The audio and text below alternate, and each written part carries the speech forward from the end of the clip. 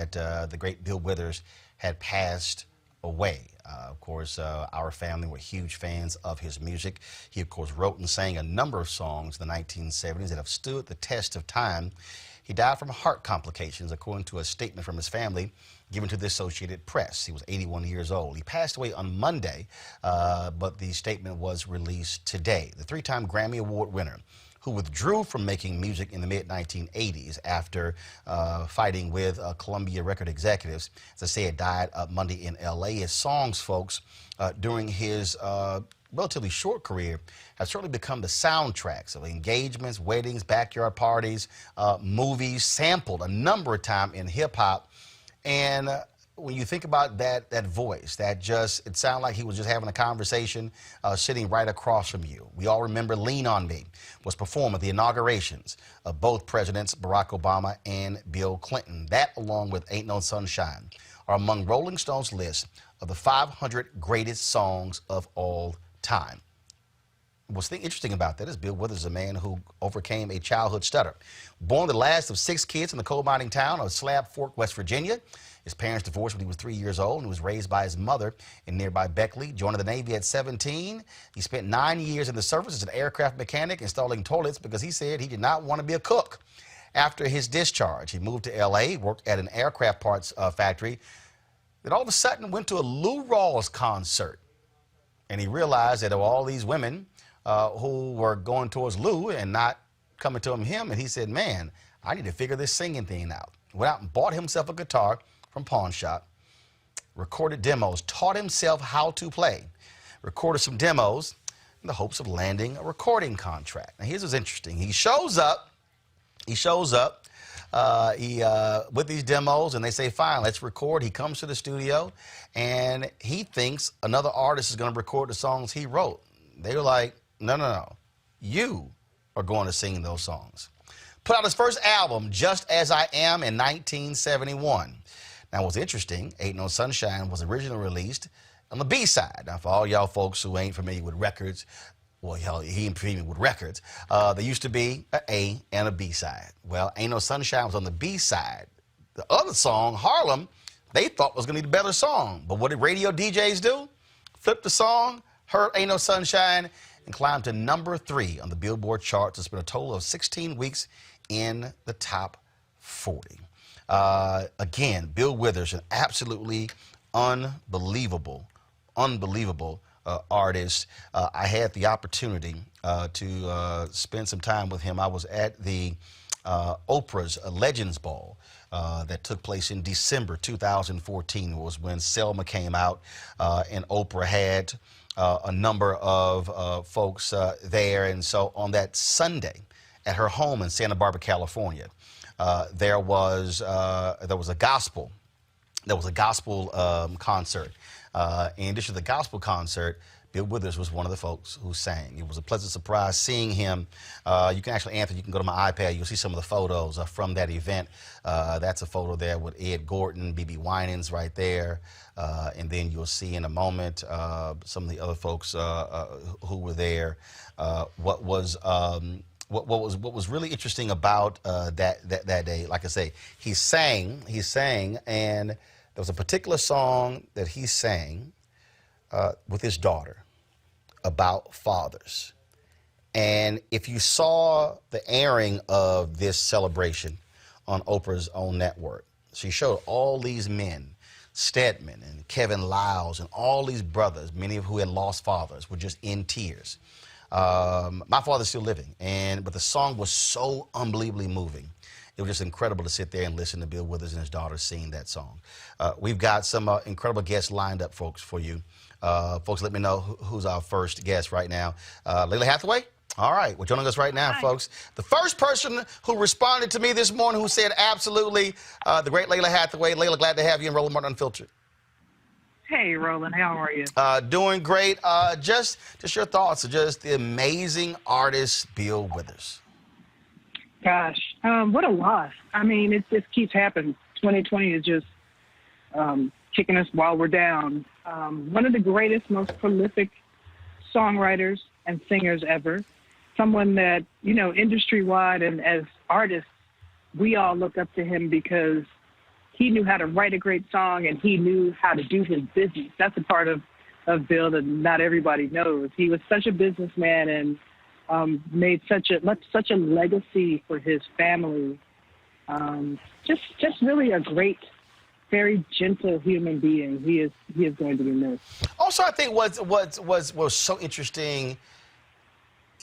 You hear that voice, you know exactly who it is. Absolutely, absolutely. I mean, that's a time gone by, though. You know, people used to be able from that note one, right, know who it was. If it was Bill, if it was Patty, if it was Daddy, if it was Stevie, if it was Shaka. And he represents those artists like that were all self-contained. He could come out on the stage and just sing the song right, you know?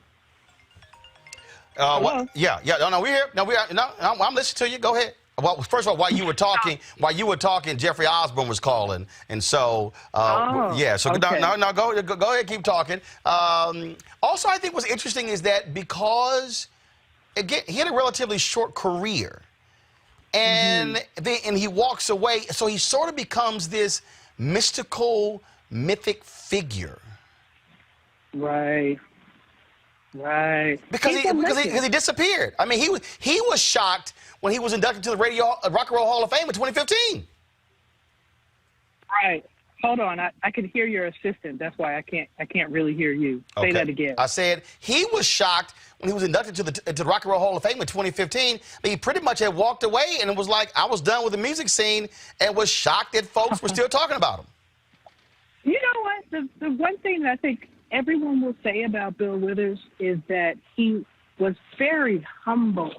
He was a very humble soul.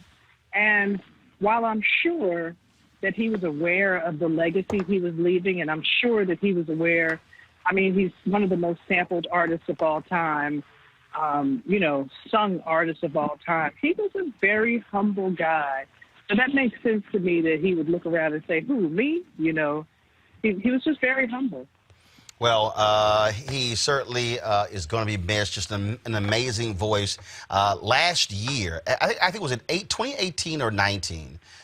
There was supposed to be a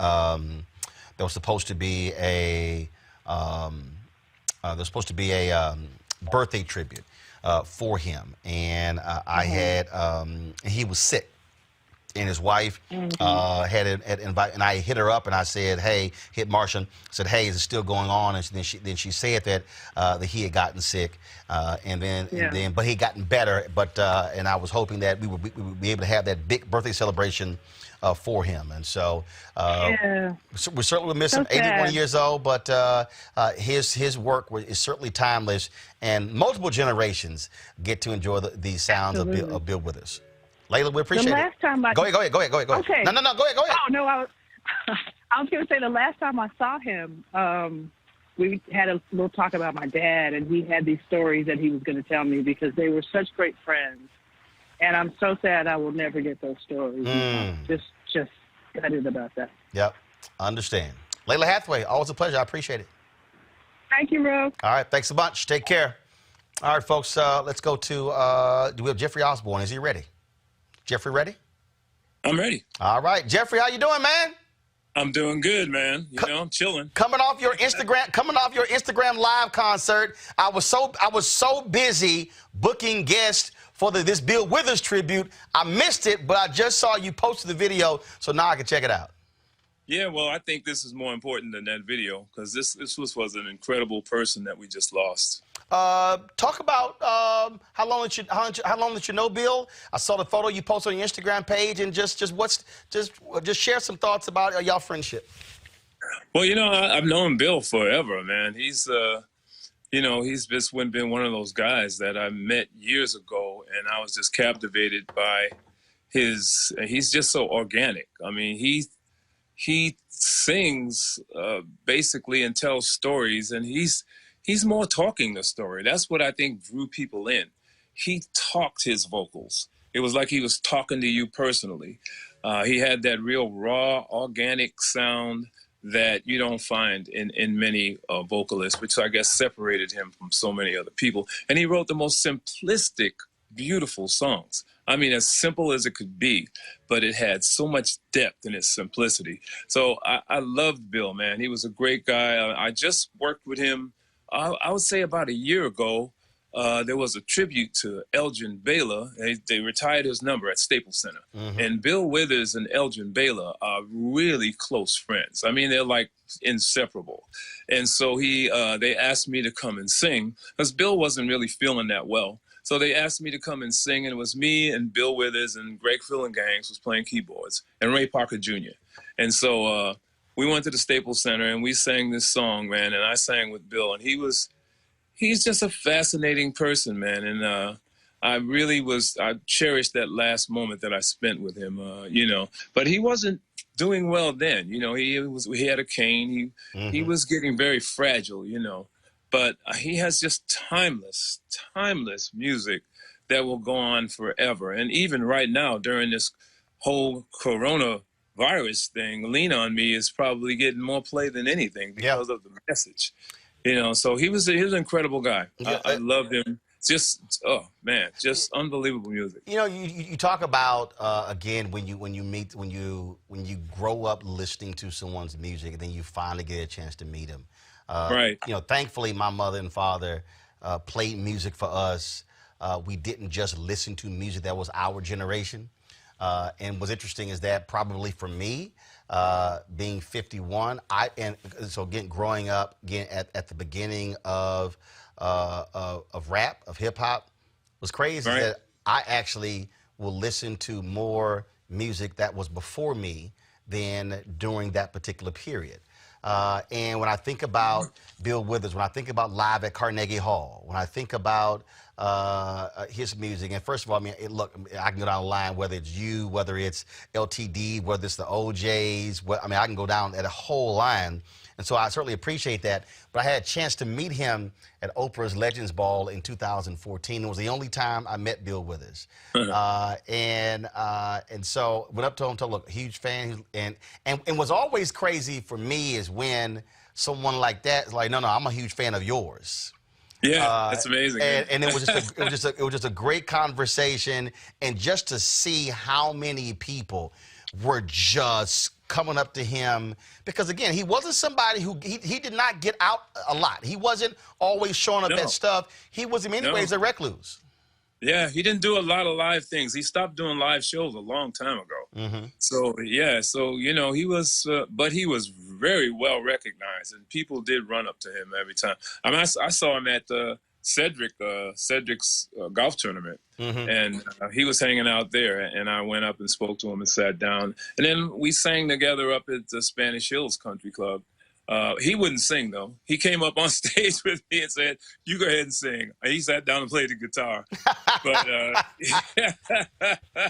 But he was such an incredible person, man. And those songs, man, are just timeless. And the stories that he told within the songs, it was so real. It was so natural. He was a real storyteller, man.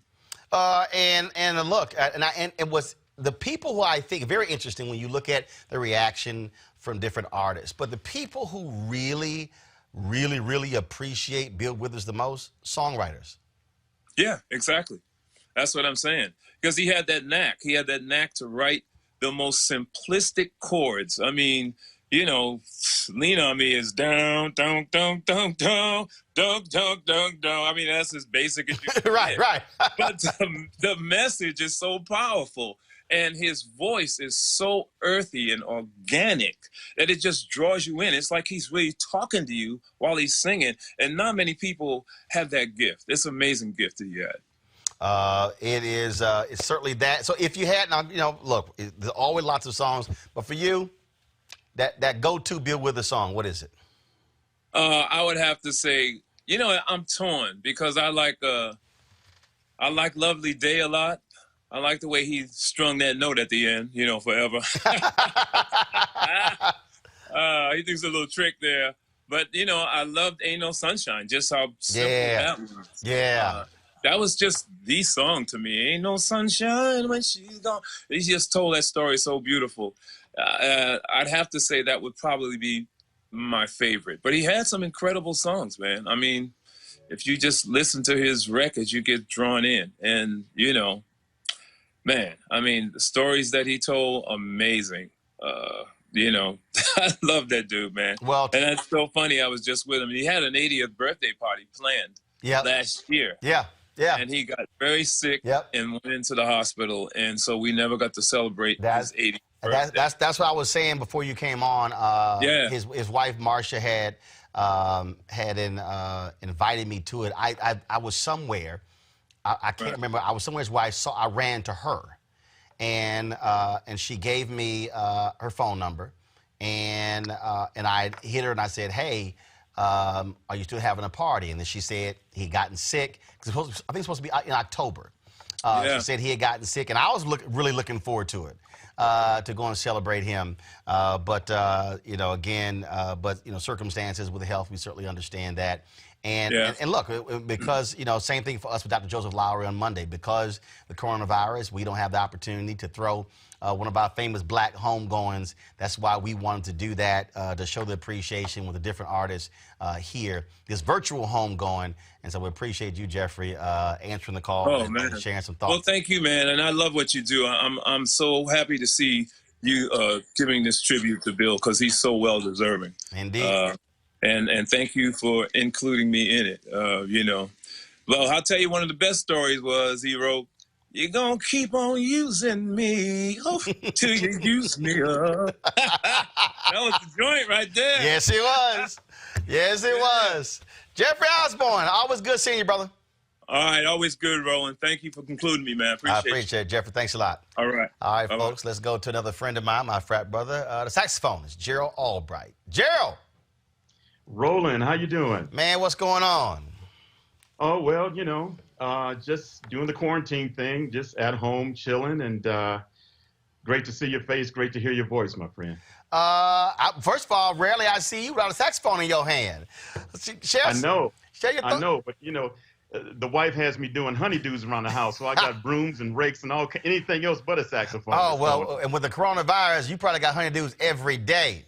You know it. It's endless. Yes, it's endless. I understand. I understand. Share your thoughts about Bill Withers. Last time you talked to him, when you first met him, go ahead. Well, I first got the news early this morning, man. I turned my phone on and I read a text message from a dear friend, and she was saying, you know, sorry for your loss. And I'm like, are you kidding me? And so it hit me like a brick. But the last time I corresponded with Bill was late December. It was by text message, actually. He was reaching out to me to do a recording session for his daughter, Corey, who within herself, she's a phenomenal singer, a songwriter, and guitarist. I enjoy her music a lot. And he wanted me to do some saxophone work on her project, which we never got to do, unfortunately, but I was honored that he called me. He told me for years that I was his #1 saxophone player, and that was always a great compliment from Bill, because, you know, he's been with a plethora of musicians during his lifetime, and to be in the #1 slot is just, you know, major respect. I'm gonna have somebody join you right now. So Gerald, hold on. I want to bring up John Legend, of course, singer, songwriter. My buddy. Okay, guys, get John Legend on. I thought they told me y'all had him on. So let me know when John is on, so I can bring him up.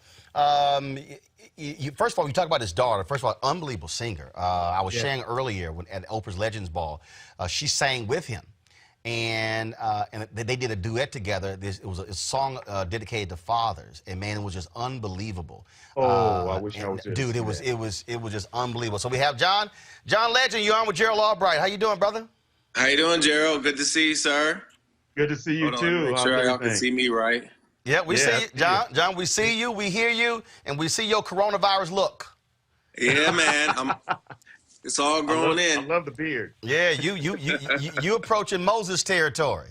Yes, I played Jesus and Jesus Christ Superstar. I'm trying to get my Jesus beard going. John, it was when I got the text this morning about Bill Withers passing away. You were one of the first folks I thought of, because the people who really, really, really, really appreciated, I think, Bill Withers the most are songwriters, individuals. Yes. And you, of course, had the opportunity with Stevie Wonder to help induct him into the Rock and Roll Hall of Fame in 2000. Absolutely. And my first interaction with him, first of all, I've been singing his songs since I was young. I remember singing Lean on Me in talent shows when I was in middle school and high school. I remember singing Who Is He and What Is He to You. I remember singing Use Me, Ain't No Sunshine. He wrote such great songs. And what was so appealing about him, I grew up in the Midwest in Ohio, which is right next door to where he grew up in West Virginia. And I grew up in a blue collar family just like him. And all of his stories I thought were so relatable and so connected to the human experience, whether it was grandma's hands, whether it was talking about soldiers coming home from war. He just had a way of telling stories that everybody could relate to, and doing it musically beautifully, and doing it in a way that was really poignant and powerful for everybody. We're playing a video right now of that ceremony when he walked over, gave you a hug, you brought him out, and y'all actually got to sing together. Yes, and he hadn't sung in public in a long time before that, and we didn't know if we would convince him to even get on the mic at all. And we were just happy. He didn't even sing loud or sing much, but he sang a little bit with us. And I don't know if he has performed in public since then, but we were honored that he would come up and sing with us just a little bit. And when he got on the mic, anybody who knows Bill knows what a storyteller and what a funny person he is. He can tell a story. He can, spin a yarn, as they say. And he would just go on and on. He had interacted with so many incredible talents over the years, and he had stories about everybody. And if you just had a chance to sit with him and just soak it all in with him, it was incredible. And I got to tell the story of how we met, which was I did a song called I Can't Write Left-Handed with the Roots on an album we did called Wake Up. And Bill heard the song. He had written this song back in the 70s about a soldier coming home from the Vietnam War, and he had performed it at Carnegie Hall. And we used his performance as a inspiration for what we were doing with our song on the album. And we did a version of it, and it was up on YouTube. And he got a call from Bill Russell. Bill Russell called him up, and he was like, "You got to check out what John Legend and the Roots did with your song." And he checked it out, and he found out how to get in touch with me through my manager. He emailed me this long email telling me the story of how he discovered the song, how much he loved our version of it, how much he respected the work that me and the Roots were doing, generally speaking, as artists and as activists. And we became friends after that. I started inviting him to my shows whenever we'd be in LA, and, over to the house for barbecues, whatever. And it was just really cool to get to know him that way. And we were so honored and floored that he loved our version of his song, and that we became friends after that. Gerald, the thing I think that stands out the most, the simplicity of his music. It wasn't a whole lot going on. Gerald, you heard me? Gerald, all right? I'm here. Gerald, the simplicity of his music.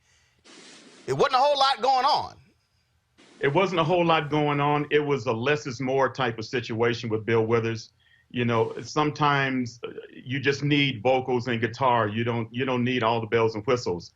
And the lyrics are so strong and so perpetual in terms of, they're just timeless. You in any given situation, like we're in now, like the coronavirus. I mean, so many of his songs allude to something that would help somebody in terms of musical nutrition, to get through what we're going through now.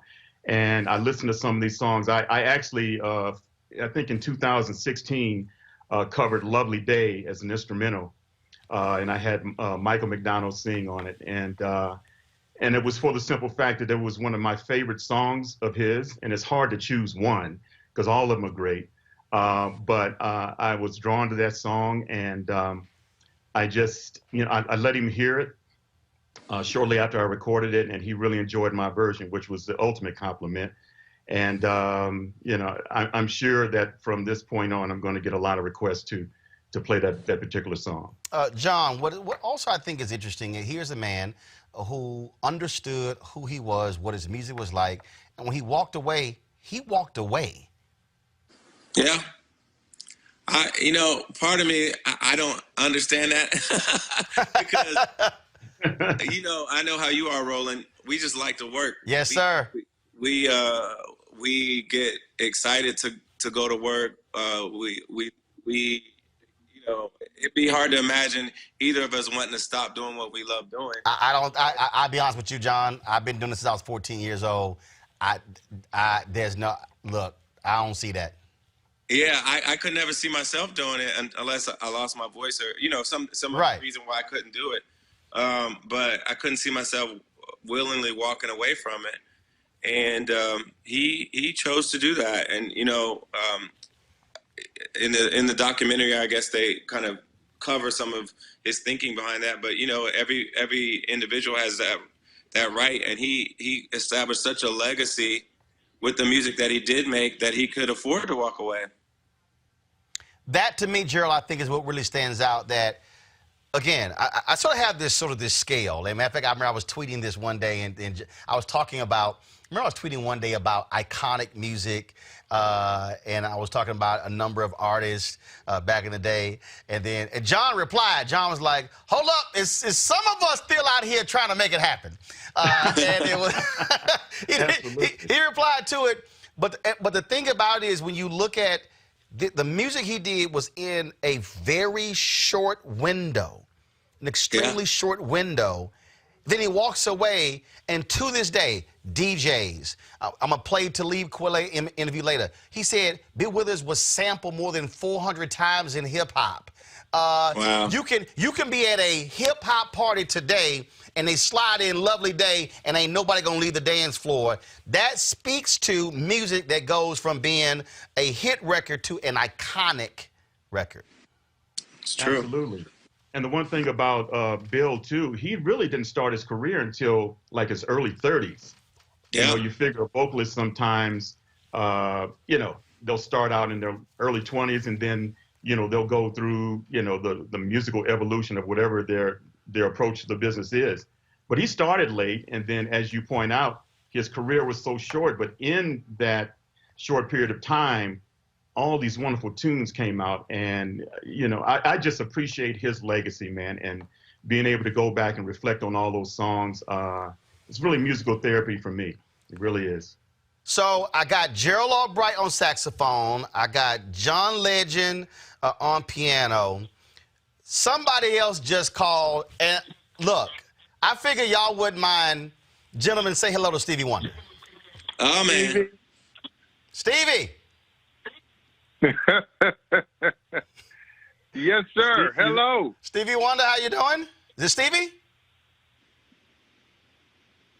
You're speaking to BB Winans. Oh, we got BB. Oh, it's BB. Oh, it's BB. Hey, BB. Rhymes Okay, with Stevie. right. So y'all told me Stevie Wonder. Yeah, I'm like, BB rhymes with Stevie, but look at you. no. All right. Well, I got John Legend, Stevie Wonder, John Legend, Gerald Albright, and BB Winans on the line right now. What's up, BB? Some of my heroes. Speaking of, I saw a video clip someone sent me. Arsenio Hall was hosting it. It was a Soul Train. I forget the annual celebration, but Bill Withers came out. I saw this thing and it's like, Bill Withers, BB. And Bill Withers came out and he started singing Lean On Me. Then Stevie Wonder started singing. And then I came out and I started singing. And when I came out, I wondered to myself, who gave me a mic?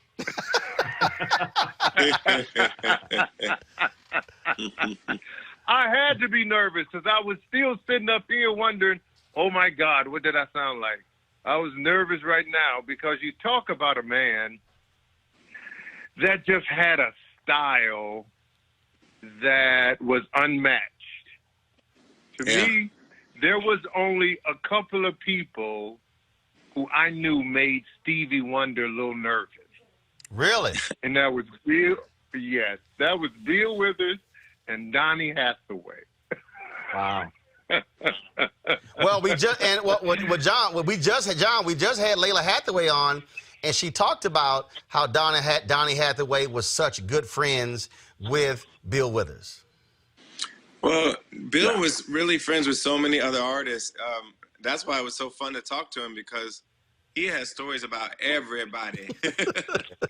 he So true, if you John. sit with him, like, he would come to our house and he would just sit on the couch and just tell me so many stories. And he was just a fountain of anecdotes and funny stories. Now, hold on, Gerald. And You he saw had a very unique way of telling those stories. Gerald, too. you saw how easy John was. Yeah, Bill came by the house, sat on the couch. Yeah, I know. Well, once we got in touch, I started staying in touch with him. I would invite him to our shows when we were in LA. But then once we got a house out here, we would invite him over when we had a barbecue or something, and he would just come over and just entertain us. And he was entertaining. No Yes. doubt. I No have doubt. One of a kind. I have some answering. I have some voicemail from Bill that I never erased because they were so random. His calls were so random, and his conversations were so random. And one that just brought tears and laughter to my heart today was he called. He called out of the blue and said, "BB." I said, "Hey, Bill." He said, "I want you to do me a favor." I said, "Yes, sir. Yes, sir." You know, because you pinch yourself still. I don't care how successful you think you are, that you're talking to Bill Withers. It's like, this is still weird to me. And then he said, "I want you to do me a favor. I want to, my daughter's going to get married, and I want her to get married at Oprah's house." And I said, "Bill, and what do I have to do with this?" It was just stuff like that. He was so, like John said, he was so entertaining just to listen to. Yeah. Beyond his music, the stories and the lessons and the things he endured, and all of that was poured into his songs. John? And he wasn't just friends with artists. He was friends with athletes, Bill Russell, Jim Brown, just so many important figures in Black America that he was friendly with, in touch with, and had stories about. Yeah. He was just, he had so much history in his mind and his heart. John, I know you have. Well, actually, I thought I was. So let me just go ahead and do this. I got John, I got BB, I got Gerald Albright. So Stevie Wonder's there. Stevie Wonder, you there? Hey, Stevie Wonder, Roland Martin, how you doing? I'm okay. Say hello to I'm okay. Say hello to your friend John Legend, BB Winans, and Gerald Albright. Hey, Stevie. Hey, Hey, how's it going? Hey, God bless you. How you doing? Well, Stevie, Hello, sir. Stevie, all three of them say that Bill Withers was a great storyteller in person and quite entertaining. You agree? Completely. Now, BB just told me something I ain't never heard. He said, see, BB, you gonna throw me out there BB. without my permission? No, BB, since you gonna say... You got to get my permission. No, well, go ahead. Go ahead. You done told the world. Okay, Stevie Wonder, BB Winans just said to John Legend, Gerald Albright, that only two people he's ever seen you sort of nervous performing in front of or with, and that was Donny Hathaway and Bill Withers. True or false? Now, did I say nervous performing with? I just said a little nervous. Okay, a little nervous, whatever. Stevie, is that true or false, Stevie? You saying that I was a little nervous? Yes, that's what BB said.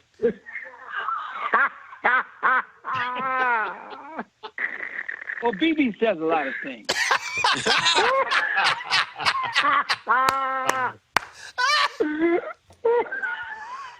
I just want to go ahead and check. Stevie Wonder, your favorite Bill Withers memory? My favorite memory, well, I had a few, but I played on a few sessions for him, and that was wonderful. I think the greatest thing for me was to have been able to be a part of the celebration of his music when he was inducted into the Rock and Roll Hall of Fame. It's so amazing because he had just texted me about a month ago, a little more than a month ago, well, a little more than, say, a month and a half ago. And, you know, he said, you know, a few things like, you know, he was very appreciative that I did the tribute to him. And obviously I said, you know, it was my joy. And then I got another text, and he was saying that he was going to be performing at Carnegie Hall. He knows that I had just, you know, had my surgery and all that, but, you know, still recovering. He said, but if possible, could I come and play clavinet at Carnegie Hall with him on Use Me Up? And I said, of course, you know, I'd love to do it. And there's nothing I won't do for you. I love you and respect you. And we had talked about writing things together and all that kind of stuff. You know, life. I have a question. Stevie, this is BB. I have a question. Being someone that you know how we feel about you and your gift of writing, you've been that person to look up to. What did you feel about the writing of Bill Withers? It was amazing. It was masterful. It was real. But I felt that way from the moment I heard the song. I think it was like Sunday night or Saturday night in Harlem, something like that. Mm-hmm. And the B side, Ain't No Sunshine, or the A side, I guess, Ain't No Sunshine When She's Gone. It was just amazing. And I don't know, Lean on Me is one of my most favorite songs of all time. He was just a great writer. And I know that he's influenced me in my writing just because he was so colorful and clear in his lyric writing as well as melodies. I'm gonna ask this question. It's just a heartbreak. I'm gonna ask this question, and I'm gonna ask this question. I want Gerald to go first, then John. I want all of you to answer this.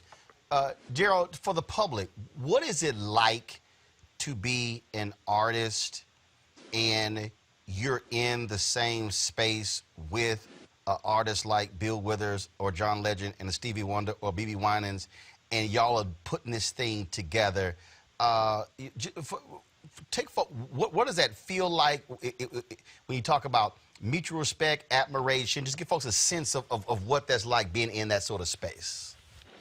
Well, for me, music is the vehicle that brings people together, both on stage and in the audience. And when I'm able to share the stage with people like who we're with today and others, it's just the greatest compliment to have that type of camaraderie in real time on stage.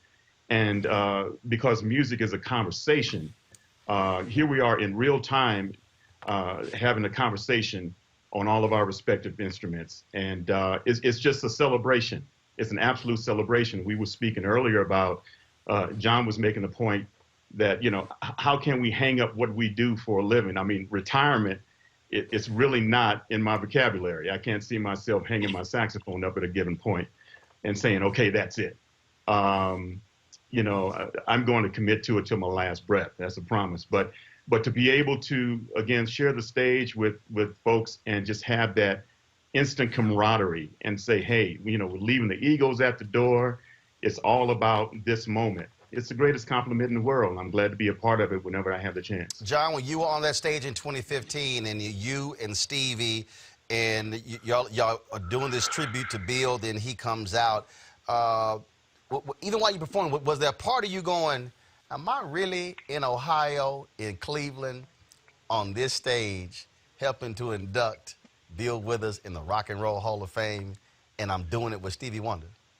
Well, you know, I've had the honor of playing with Stevie quite a few times over the years. The very first time we played together was 2005 when I was a brand new artist. And let me tell you, that was something, because I was a brand new artist and I had this little song called Ordinary People. And Stephen Hill at BET thought it would be a cool idea to do a medley of My Sharia Moore and Ordinary People. And you want to talk about nervous. That was right at the beginning of my career. And there's no songwriter or artist who's been more influential to me than Stevie Wonder.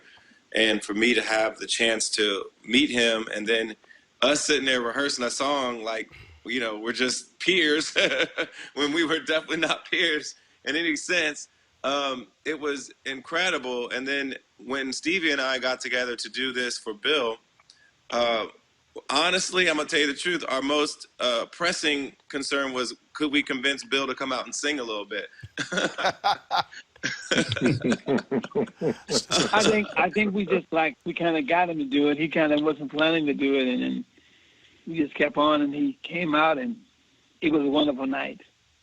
Yeah, it was beautiful.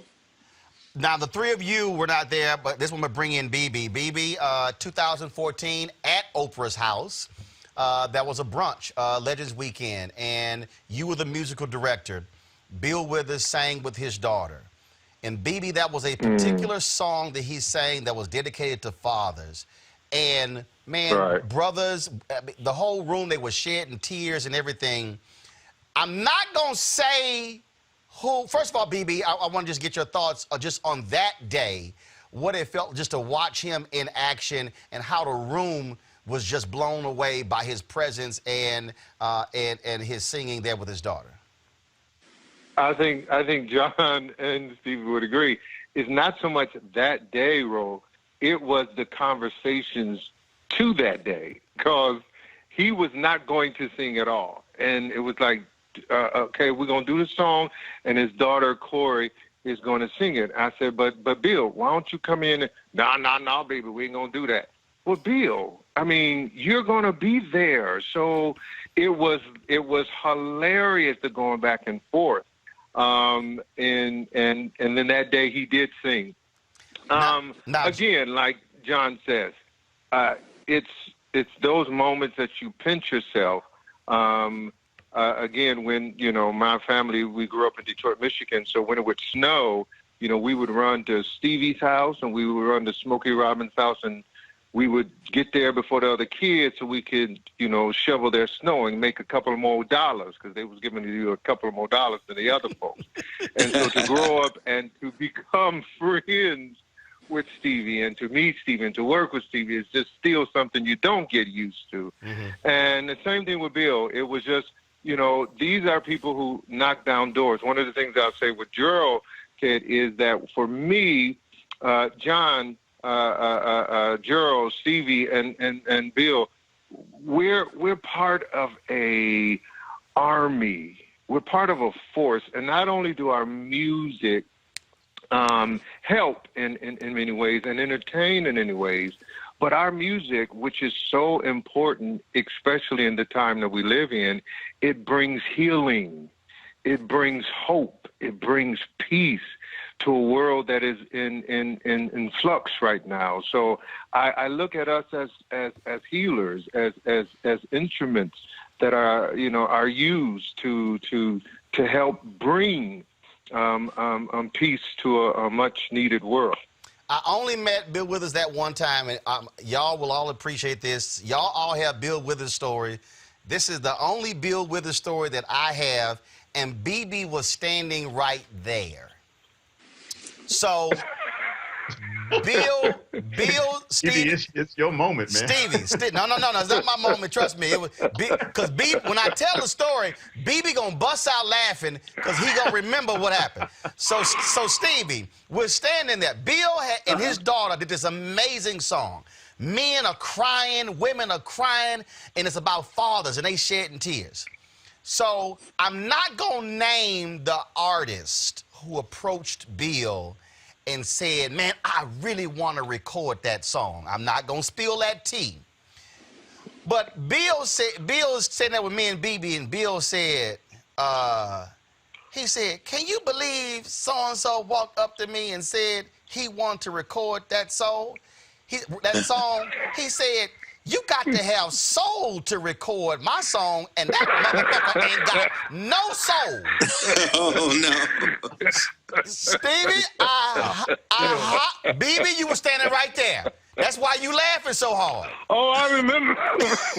I remember, but he had no shame in his game. He would say exactly what he said. It was it. Final. So, you know. Stevie, go ahead. Go ahead, Stevie. So, go ahead. if you're going to keep us in suspense for the rest of our lives, then you're going to spill it. I just did. No, the artist? He ain't going to tell us. I can't do that. Yeah. I can't. Stevie, I will call you after the show and tell you individually. I can't do that. I can't do that. I can't do that. Okay, that's fair. But I need a text. I need a text, Roland. My thing with Bill is you remember this, John, when we were in Cleveland backstage, he would tell all these crazy Detroit stories.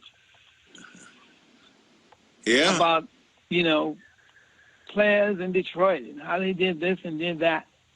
But one of my last texts that I got from him was one where he was congratulating me on something. I guess I had said something I said something about what was it? Oh my goodness.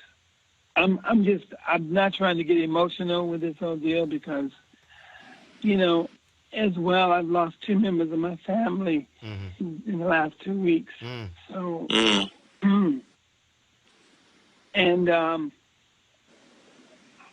when we think of Ellis and Celeste and Bill, it's just in other people that we have lost as well, great musicians and songwriters.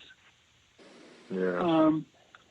It's a heartbreak, and it's a season. Yep. It's a season that speaks on many things. The great writers that we talk about, you guys on the phone, someday as life will look back at life, people will be listening to the songs you have written as people read books back in the day. Right. And so I just am very happy that in my lifetime I was able to meet Bill Withers. It makes me think of the people that, I've loved and lost, and it makes me smile. And it brings tears as well because obviously you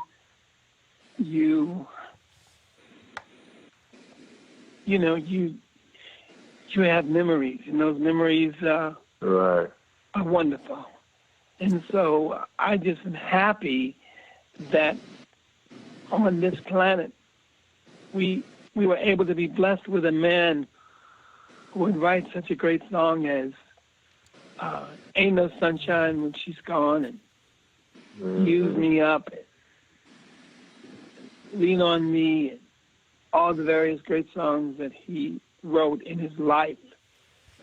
And I just hope we celebrate his family and dear wife and children, and, let them continuously know how much we love a man who made a difference. Stevie Wonder.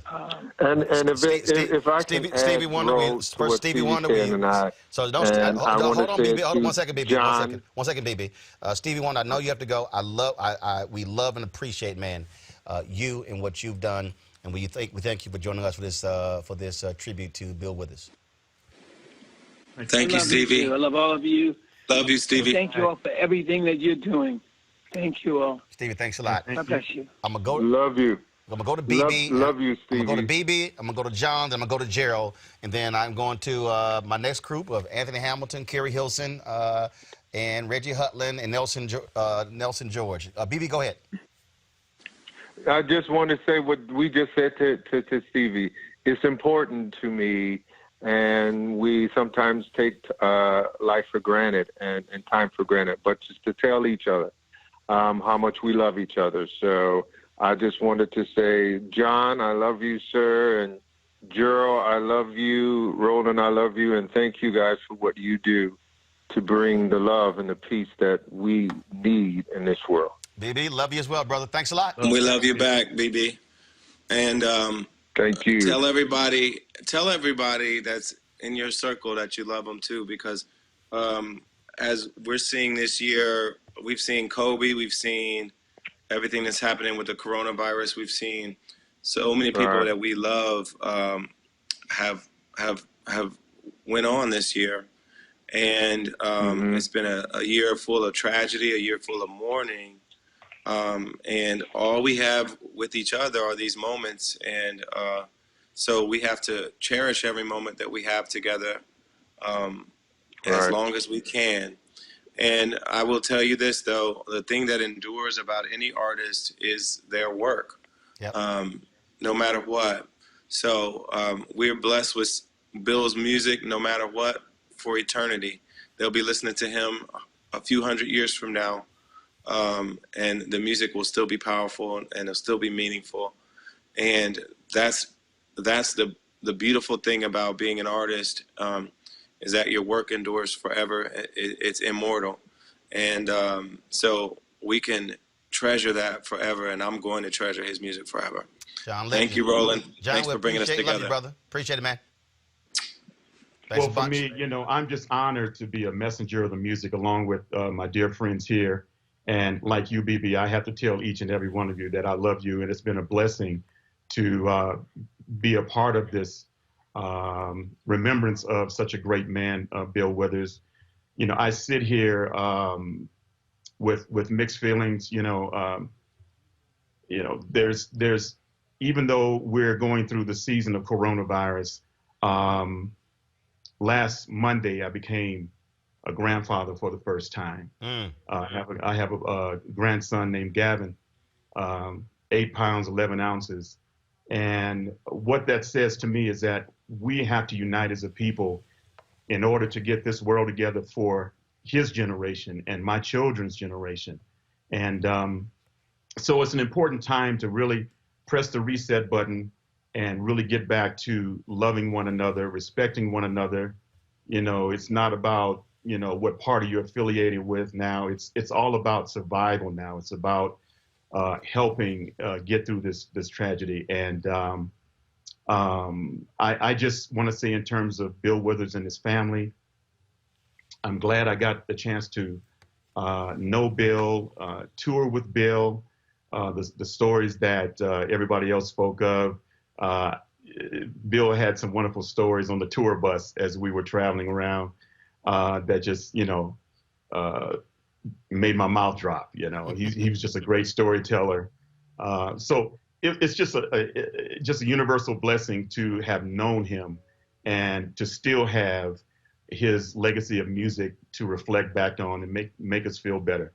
Roland, I really want to thank you for this platform to honor Bill and his family, and just in general, everything that you do with your platform has just been a positive force for the globe. And I just want to thank you. And thank you for your friendship. Appreciate it, Frat. Love you, man. Thank you for all your work. Thanks for joining us on this tribute to Bill Withers. Thanks much. Tell the wife what's up. All right, folks, joining us right now is music historian, writer Nelson George. Nelson, what's up? How you doing, man? Man, always good to see you, talk to you. Just share your thoughts about the unbelievable life and legacy of Bill Withers. Well, I think what's unique about Bill Withers as a writer is that he was a guy who could write soul music, but he also wrote spiritual music. He also wrote folk music, and he did it in a way that blended these things into its own unique mix. No one has sounded like Bill Withers before, and no one has sounded like Bill Withers since. If you think about it, he came up in the 70s. There's Marvin Gaye, there's Barry White, there's Isaac Hayes, Al Green. It's an amazing generation of voices. He was a unique voice. He didn't wear a shiny suit. He didn't do any of the kind of soul music things that people were used to. He sat down with a guitar, often on a little bench, and just sang beautiful songs. I said this to Gerald Albright, and I think it's the simplicity of his style, his music, the arrangements. Wasn't a whole lot of things happening, and so really you were forced to listen to what he had to say. You were not distracted by anything else because there was nothing else. It was him and that voice. Yeah, I mean, and you know, his themes. I mean, he wrote about his grandmother, right? I mean, think about who writes pop songs about their grandmother. I mean, his vision was very unique. One of my favorite songs by him is, I think it's I Write Left-Handed, which is about it's a first-person story of someone who's been injured in the Vietnam War, writing about hopefully his brother not having to go through the same thing. So you talk about the simplicity, but thematically, he went to a lot of places other people did not go. Who is he and what is he to you? I mean, he's a very clever writer who looked at the world from a very particular point of view and didn't do mostly cliche things. He did even took the simple and elevated it, I think. So people say simple, but to look directly at life and to see those moments in life that other people don't see, that's an insight. That's a kind of a prophetic vision that he had. And also, I think what stands out, I said this earlier, we were talking with him, and that is when he walks away for good. Nobody in the music business does that. Nobody in the music business walks away and stays away. I mean, he was honored at the Rock and Roll Hall of Fame. He was honored. I think BET honored him. He's been honored all over the place since he retired in '85. Never picked up the guitar again. Everybody wanted to write with him. Everybody wanted to do duets with him. I mean, he would not. Once he was gone, he was gone. That's just a level of self.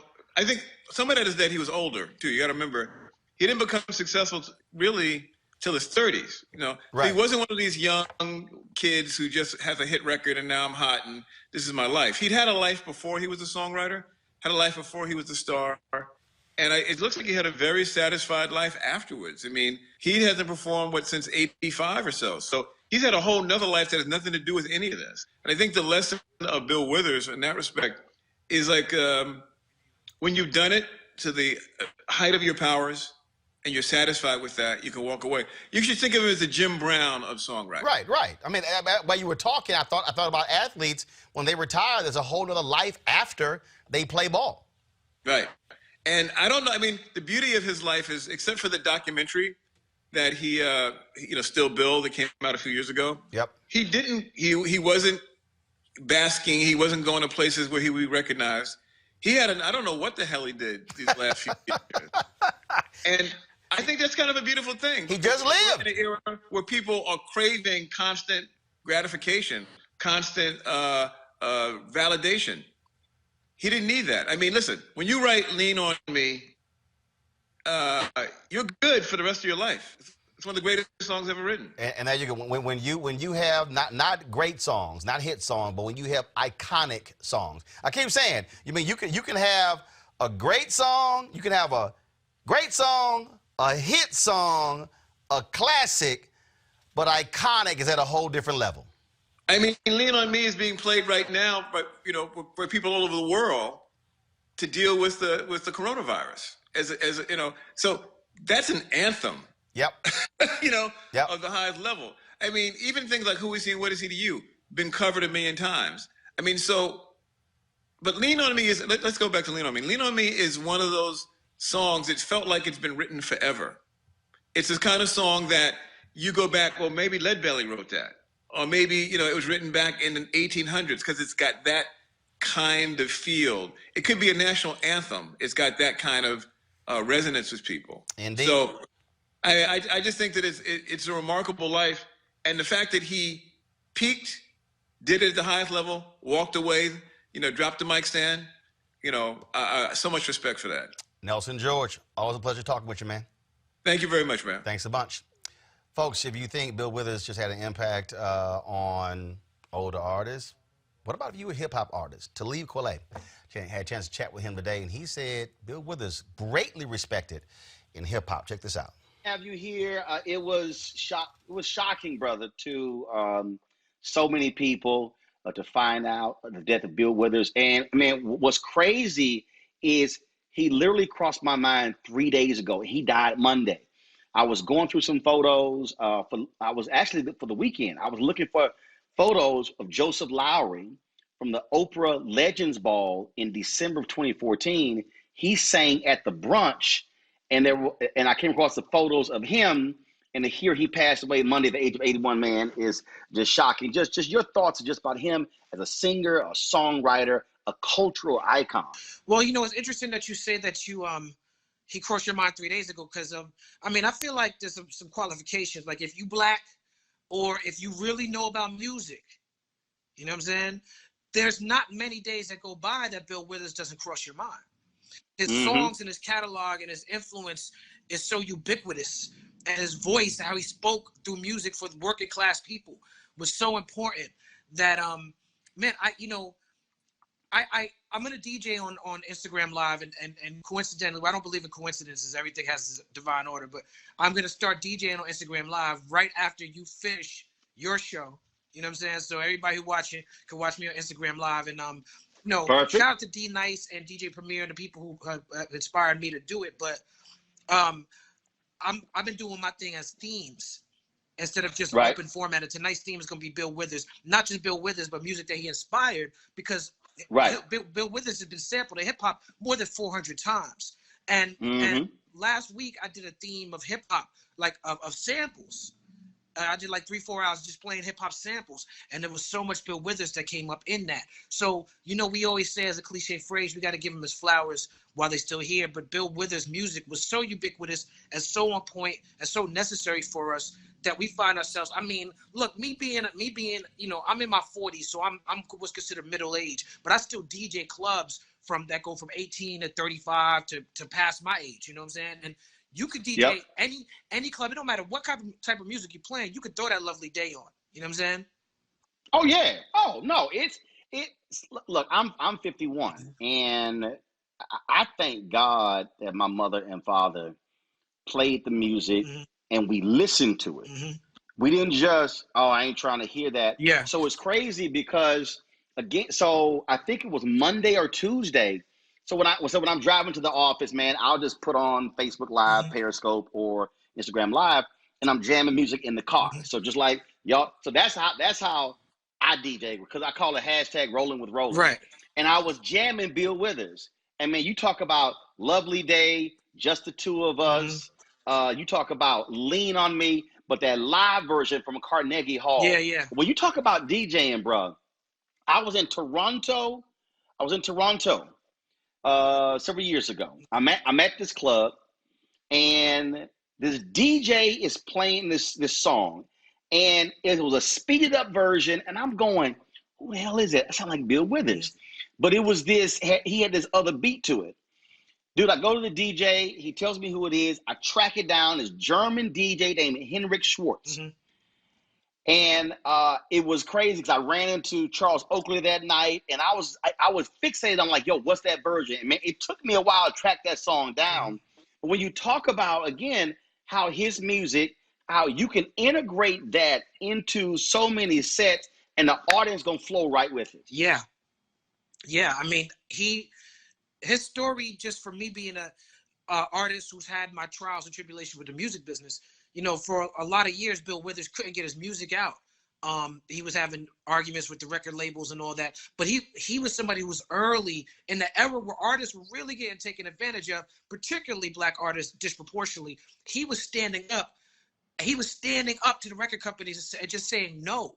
He understood his self-worth and his self-value. And during that time, you could say that he suffered his craft, not his craft, but his popularity. and his ability to make money suffered because he walked away. He walked away from it. He walked away. Yeah.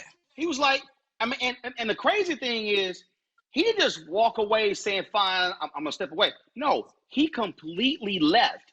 No performing, no, nothing else. And it was like, I'm done with it. I had my feel with it. But also, I think, you know what? I also think that's also a result of him coming in at the age of 30. Yeah. I mean, he was working somewhere else. On his first album cover, it's taken at his job. He got his lunchbox with him. That's how real he was with it. He wasn't a part of the music business. So, and he understood that life existed outside of the music business. So he was able to walk away from it with his head high. Let me tell you something, man. So at that, let me tell you something, bro. At that Oprah brunch, and I put it on Twitter. I've already texted Stedman. I was like, dude, she needs to put this out. So Bill performed at the brunch. BB Winans, he was the music director, had all these gospel artists, and Bill Withers performed. And of course, the Winans went on and did "Lean on Me Over" for the Lean on Me movie soundtrack. He did this song, and it was about fathers, bruh. And so when Oprah ran it when they ran the Legend special, because I was there. All these dudes were just in tears. Stedman, Kevin Lyles, and it was all these men. Many of them, their fathers were gone. Now, for me, my dad is still living. But it was so emotional, and man, cats were like, dude, I got to record that. And I talked to Bill afterwards. And I said, he's like, I'm going to let somebody record this song. And I think BB said he wanted to record it, but it was just amazing. And so here he was. This is 2014. Dude, he was 70s. He was 74 years old and just killed it singing, 74, and was effortless in a yellow sweater and some yellow pants. Yeah, I mean, I'm listening to you, but I'm looking for this this Tupac song because Pac sampled Bill Withers twice.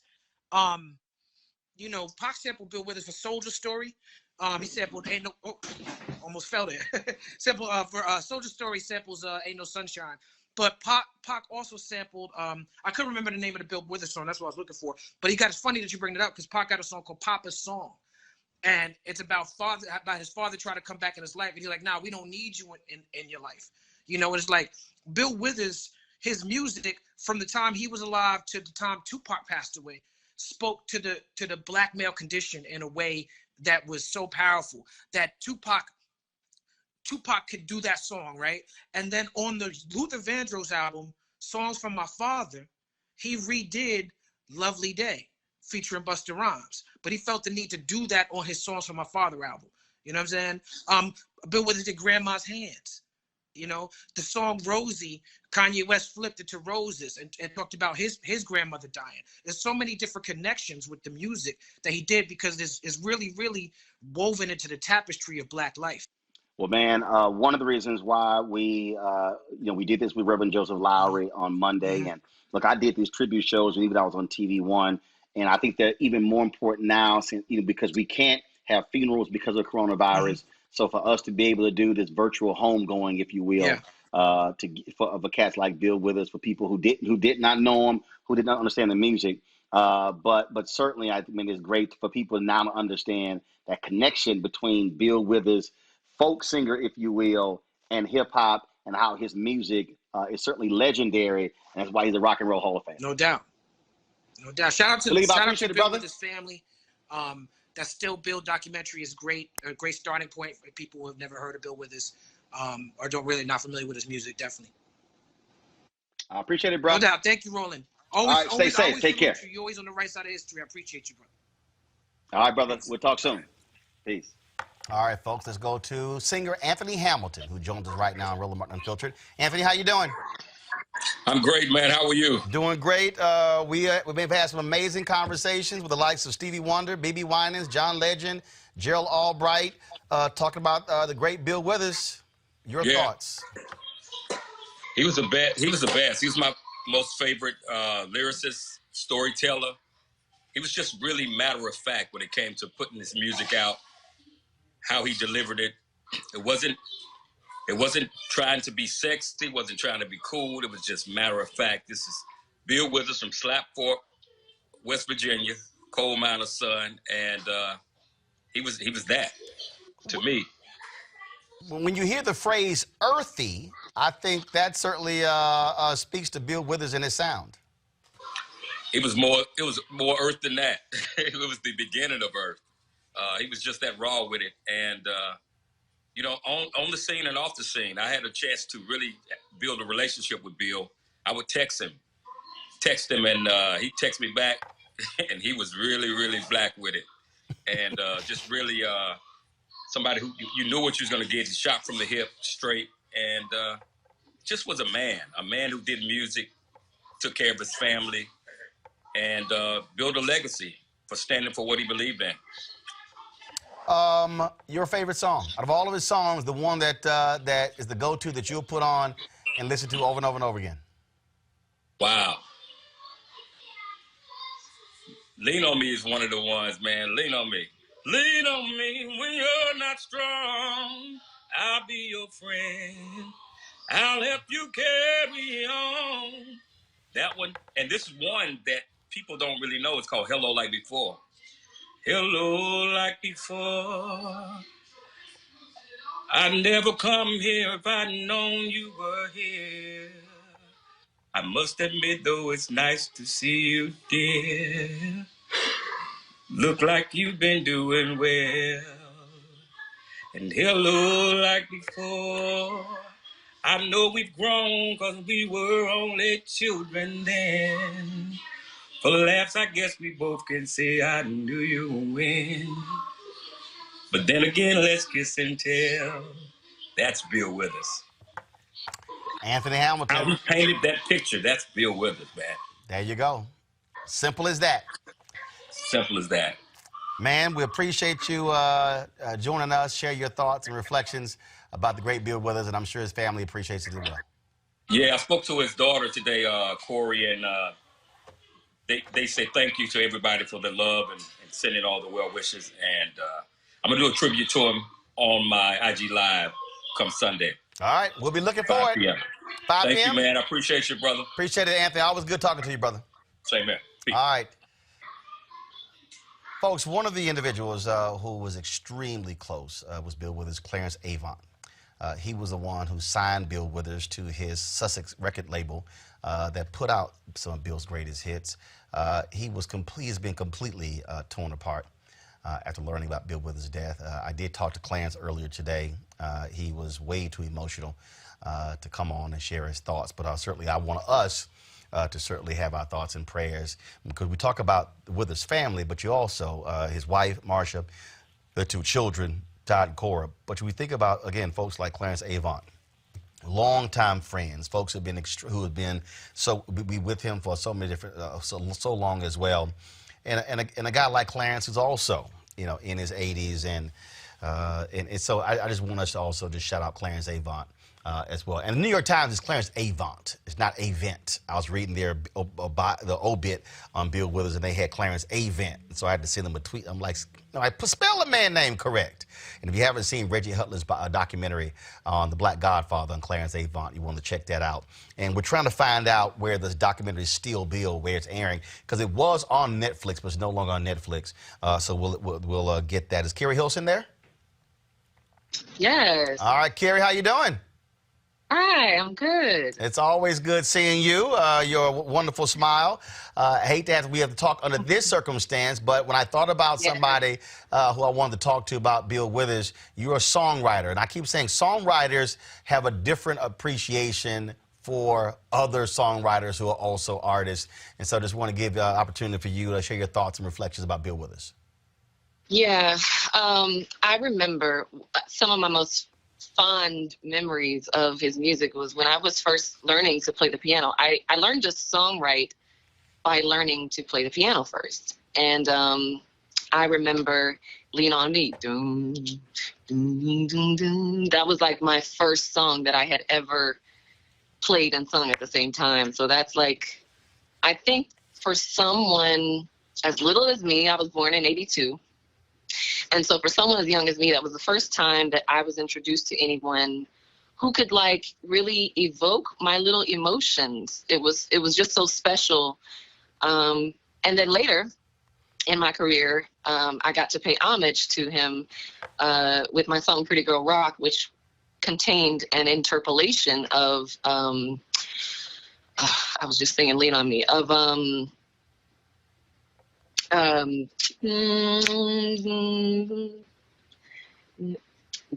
of course I'm drawing a blank as I'm sitting here waiting for you. Hold on.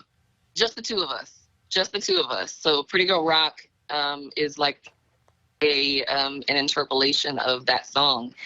And I was so proud, produced by Chuck Harmony. I was so proud to do that because for me, it was like just full circle moment. That was on my last album. And I was just really proud to pay homage to him. He's one of the people I really, really, really wished that I could have met. And then everyone has the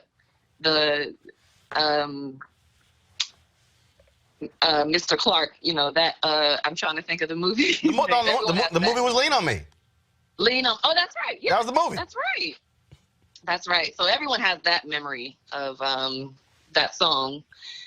But yeah, I mean, I feel like he was like a lot of the soundtrack to a lot of our lives. I think in the early '80s and for some '70s. I wasn't born then. But. Yeah, I mean, after with those hits, I just interviewed Talib Kweli, and he talked about how his 400 different times Bill Withers was sampled in hip hop. And then when movies, and yeah, absolutely, a number of movies, Lovely Day, Just the Two of Us, Lean on Me, and it's so funny because when I think about these movies, I'm often talking about these songs, and for my nieces, their understanding of these songs isn't from the artist, it's from the animated films they heard it in. Yeah. So I'm like, what the hell are you talking about? I'm like, I ain't talking about Lean on Me from some Pixar film, but again, but a lot of those films have used many of these classic songs. Yes, yes. I mean, songwriting, it just doesn't get much more raw. Like when it comes to lyric and performance, and he did it with such ease. Like I've spent my whole day actually watching old performances that I had never seen of him. I guess it wasn't so accessible in the 80s, and I guess a lot of those, it was my first time seeing him really perform them, and it was so, the emotion that's there that he was able to pull out was so amazing. It is amazing. Like young and old, these songs are Lovely Day, when you think of all of his music, it's so timeless and it's so well written. I mean, we talk about songwriting and putting lines together and you know what I mean? Like for me, he blended funk with rhythm and blues and soul. Like he really rode that line in such a beautiful way. So absolutely. Definitely one of a lot of people's favorites. Well, we certainly appreciate you joining us, sharing your thoughts about Bill Withers and his music, and we certainly will be listening to his songs for a long time. Absolutely. All right. Absolutely. Thanks for having me. Carrie, take care. All right. All right, folks. Again, we are, so in a moment we're going to talk with a couple more folks, Dwayne Woods and Reggie Hutland, before we end our tribute to Bill Withers, who passed away on Monday at the age of 81. He had heart complications, according to the family, to his son. Family put out a statement about his passing, and we certainly so here's some of the tweets that were also posted by people today once the news spread about the death of Bill Withers. Go ahead and pull those up. You see Spike Lee, Still Bill, art by Adrian Franks. That was an Instagram post by Spike Lee. Go ahead to the next one, please. This is Holly Robinson Pete. When I wake up in the morning, she's got some of the lyrics of Bill Withers right there. Let's see, go to the next one. Keep going, y'all. All right, there's Joanne Reed posted, "The world is a little less cool today. Rest in perfect peace." Here's a photo here of Angela Bassett and Sade talking about Bill Withers and Sade in concert. Wow, I can still hear him singing his heart out on stage. Reverend Jesse Jackson Sr. Tweeted, "Lifted us up by declaring, if you stumble, you will not fall. Declare that grandma's hands will lift us up above the danger. Ain't no sunshine. Now that he has made his transition, I feel sad that he is gone. I knew him personally for a long period of time. Peebo Bryson, losing this one is hitting me different. You were my friend, my brother, and you gave me wisdom whenever you saw or felt I needed it. Thank you, my friend. Thank you. I will miss you. Hashtag ain't no sunshine. Bill Withers. Viola Davis, you were awesome. Your classic songs created beautiful memories. Well done. We'll read one more before I go to my next guest. We have one more. All right, Dwayne Woods. So we're going to talk to him in a minute. So let's just hold that one. Right now, though, is Reggie Hudlin, who is of course, movie director. He directed the documentary, The Black Godfather, which had an interview with Bill Withers in it. He joins us right now. Reggie, how you doing, Doc? Good. How you doing, Roland? Bill Withers wasn't always out, didn't always go in places, but you were able to get him to sit down and talk about Clarence Avant. I said a few moments ago, I called Clarence earlier. He is so broken up by the death of Bill Withers that it was hard for him just to even talk because they were that close. Talk about him, that interview for the documentary discussing his friend Clarence. Well, it was really wonderful because you know, Bill Withers is such an accomplished man. Beyond being an amazing, singer, songwriter, he produced his own music.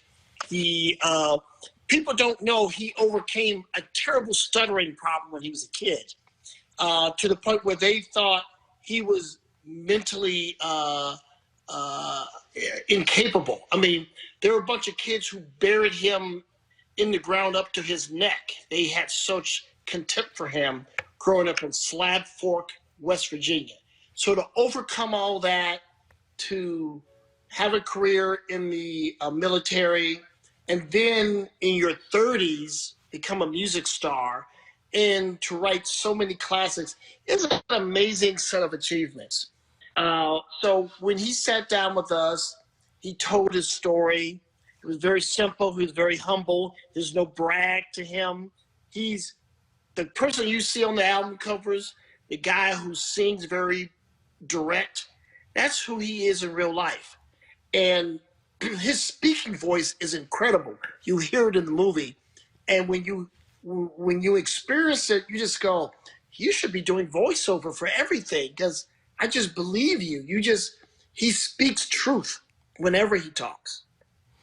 One of the things that we've heard from so many people when we get in, we've talked today to B.B. Winans and Stevie Wonder and John Legend and Gerald Albright and Anthony Hamilton and others, is, again, the simplicity of what he had to say and how, no matter where you come from, no matter what part of the country, no matter what your demographic, we all understood what he was saying. People identified with it. And in fact, in many ways, he wasn't actually singing. He was talking folks through things. Yeah, you know what? It takes a lot of talent to reach that kind of simplicity and clarity.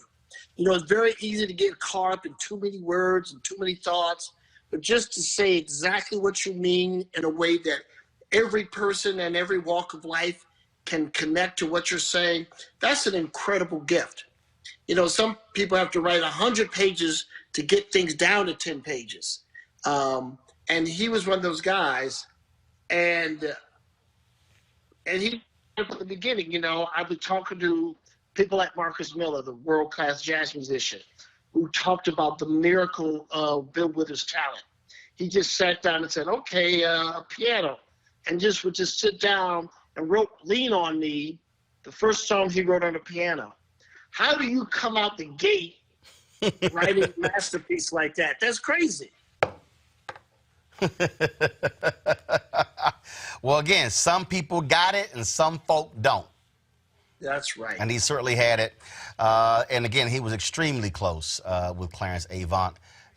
So we certainly appreciate you sharing your thoughts with us, Reggie. He was an unbelievable man. And all of us who got a chance to actually meet him, I got a chance to meet him one time, always remember that. So we appreciate it, Doc. Yes, he was a beautiful man. Yeah, no, thank you. Thank you for allowing me to share.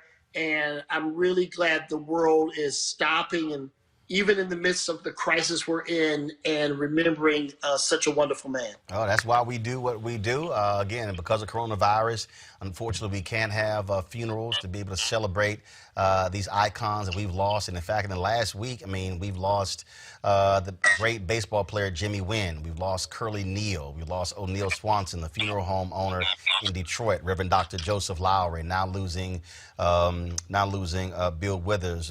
But having the ability to do this virtual homegoing, if you will, allow all of us to be able to share our thoughts about who he was. So Richard Hutton, I appreciate it, man. Thanks a lot. Thank you, Roland. All right, folks. We've been having some technical difficulties. Have not been able to get Dwayne Woods. So put up his photo, please, that he posted on Instagram, and we'll close out with that. You can go ahead and pull it up. I appreciate that. I'm not sure if Bill Withers called everyone son or not when meeting them, but when he called me son on this day, it meant the world to me. I've always loved his music, but after meeting him, I will always honor the kind and funny person he was. And so that, folks, is our tribute to Bill Withers. This, of course, was the one time we got to meet, and I certainly appreciate and I thank him for me, so I can appreciate his work, and him telling me he can appreciate my work. And so, matter of fact, both of us sort of matching that day with my yellow seersucker and that cream top he had on. And so, folks, we appreciate this. We want you to be sure to share this. Other folks, don't forget, we're going to be restreaming this a number of times over the next 24 hours in addition to this weekend. And so take the time to go to YouTube. If you don't know about Bill Withers, go look at some of the interviews. Go look at that documentary, Still Bill.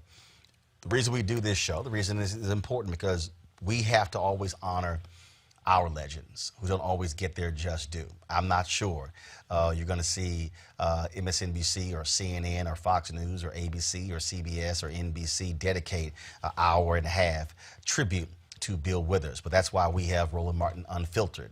That's what I did when I was at TV One with News One Now and Washington Watch. That's what I did when I was at the Tom Joyner Morning Show. But those shows are no longer on the air. But we are here. But in order for us to stay here, we need your support. So please, if you go to our Cash App, $RM Unfiltered, you can support this show. You can go to PayPal as well, which is paypal.me/R Martin Unfiltered. If you want to support us via Square, just simply go to RolandMartinUnfiltered.com, and you can do so there. Your dollars make it possible for us to do this. And again, we don't apologize for being black. We don't apologize for covering our people. Unbelievable show today with Congresswoman Ayanna Pressley, as well as Lieutenant General Russell Honore, as well as all of our other guests discussing coronavirus. So please support us at Roland Martin Unfiltered as we join our Bring the Funk fan club. As we always do, when we end the show on Fridays, we do the roll call of all of our members of our Bring the Funk fan club, numbering about 3,500 or so. We probably added about a couple of hundred in the last 48 hours. Our goal is to get that up to 5,000 in the month of April. By the end of the year, we hope to have 20,000 of you. We want you to contribute $50 each over the course of a year, $4.19 a month, 13 cents a day to make this show possible. We did 350 original hours of content last year. We're going to do 400 hours of original content this year. There's no other black company that's doing that sort of work. That's why we do it, because it's about you and us celebrating our people. All right, y'all be sure to have a good weekend. Be safe, wear your mask, put your gloves on, wash your hands, check on your loved ones, check on the elderly, and as General Russell Honore said, look out for each other. Holla!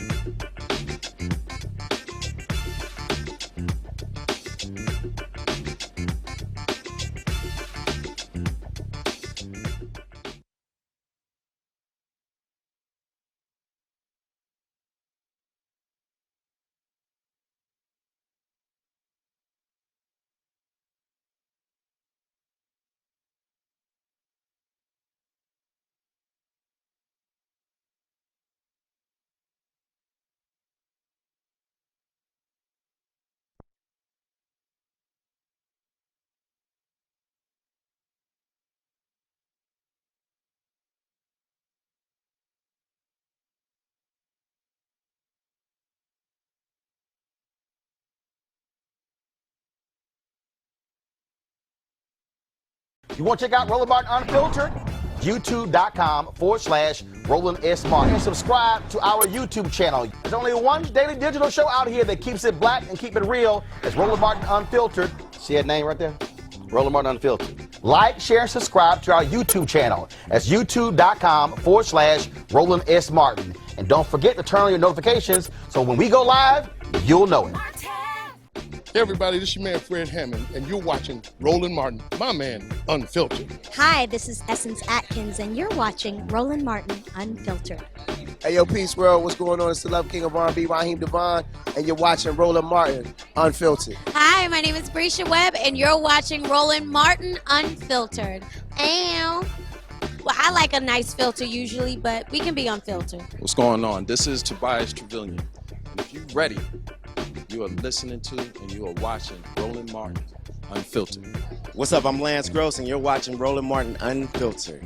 Hi, this is Cheryl Lee Ralph, and you are watching Roland Martin Unfiltered. I mean, could it be any other way? Really? It's Roland Martin.